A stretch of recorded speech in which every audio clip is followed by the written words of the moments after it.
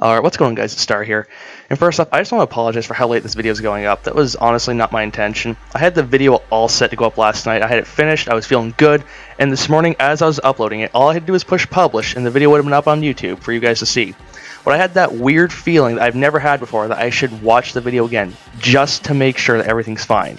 So as I'm watching it, around the middle of the video, there was about 20 seconds of audio that was just completely cut from the video. I don't know why, for just absolutely no reason. It was just bitter, dead silence. So I figured there'd be no problem. I could just go back to Vegas and fix it, but I couldn't because Vegas hadn't saved it. So I have to redo the video, but that's okay. Hopefully this won't happen again, guys. But again, I'm really sorry for how late this video is going up. But let's get right into today's topic because it's actually pretty interesting.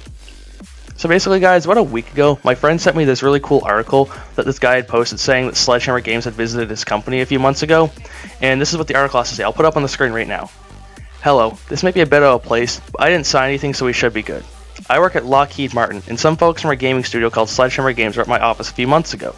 The only reason I'm bringing this up now is because my daughter encouraged me to share this information online because it hasn't been talked about. News to me. Especially seeing as I didn't sign anything, which I think everyone else did. Anyways, in February of 2016, a group of game designers visited my office and wanted information on the F-117 Nighthawk, which some senior guys in my department had worked on back in the late 70s. They wanted to know stuff about the physics behind it, how it performed, and the startup procedures the pilot would have to undergo in order to take off. They spent about 2 weeks at the offices, however they spent most of their time in other departments. At the end of their stay, they had organized a presentation for the employees that you needed to sign up for. From what I understand, the people attending the presentation had to sign some legal forms saying they wouldn't talk about the contents of the presentation. I was on my way out that evening when I decided to poke my head in the presentation for a few minutes. I walked right in the auditorium and stood in the back.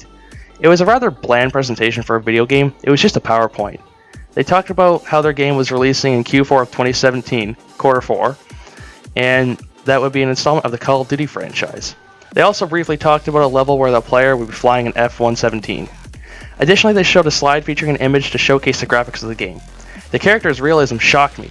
It looked just like real life. I remember the character was a younger guy with a scruffy looking beard.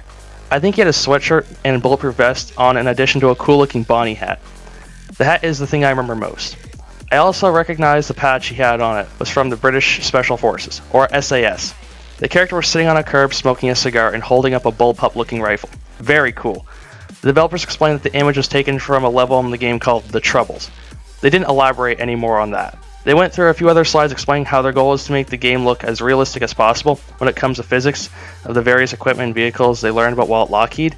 I left the room after that as the developers were thanking everyone. Whatever this game is, I'm definitely going to buy it. So, to me guys, this actually sounds pretty legit, but at the same time it does have a few things that kind of strike a few concerns to me, I guess I should say. One being the fact that he said that Sledgehammer Games visited his company several months ago, and the fact that he's able to recount so many fine details about what happened there just kind of seems a bit off to me. And I think it's pretty cool because, one, from what he describes, I can take that the game is going to be boots on the ground, which is something that we all want. Nobody wants boost jumps or futuristic movement or anything like that anymore. Advanced Warfare, Black Ops 3, and Infinite Warfare were all we wanted, even though we really didn't want Infinite Warfare, to be honest. It was kind of a crippling blow to this franchise. But we're done. We don't want boost jumps anymore. We're done with that. Two, because the F-117 Nighthawk was actually used in the Vietnam War, which took place back in the 50s to 70s, which is around the time era that he was talking about. And three, I don't know about you guys, but the character that he described with the scruffy looking beard and the Bonnie hat sounds a lot like Captain Price to me, to be honest. And if it is, that's actually really cool. I'll put an image up on the screen right now and you guys can compare what he says. He said about the bullpup rifle, the Bonnie hat, the scruffy looking beard, smoking a cigar, which we all know that Captain Price is pretty much known for smoking a cigar, as he does in at least one scene in every one of the Modern Warfare games. So I think that this could actually possibly be a prequel to Modern Warfare. And if it is, that is going to be really, really cool. And it's going to do very well. Anyways, guys, thank you guys so much for watching. Don't forget to leave a like and subscribe. Also, guys, be sure to check out my Twitter, as I do post whenever I tweet. Link in the description below. Also, there will be a link to that article down below in the description, so make sure you guys check that out. And last but not least, guys, be sure to share this video with your mom and your grandma, like always. And remember to keep their fridge door closed, as the refrigerator, if it stays open, all the cold air is going to get out and your food's going to go bad. Remember to tie your shoelaces nice and tight so you don't trip and scrape your knee. Remember to always drink lots of water to stay hydrated. And keep your coat zipped up if you go outside in the freezing cold temperatures so you don't catch a cold. And last but not least, guys, make sure to eat 3 square meals a day. And with that being said, I will see you guys in the next one.